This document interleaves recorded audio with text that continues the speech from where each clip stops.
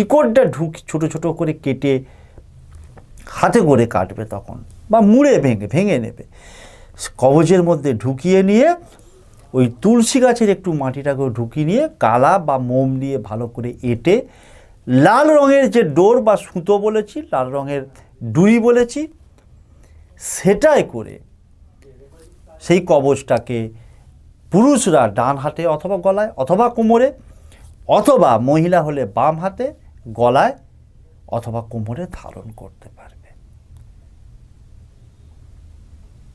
মন্ত্রটা স্ক্রিনে দেখাচ্ছে। মন্ত্রটা হচ্ছে ওং হ্রিং ক্রিং অমুকং সম্মোহনং আকর্ষণং হুং ফট স্বাহা।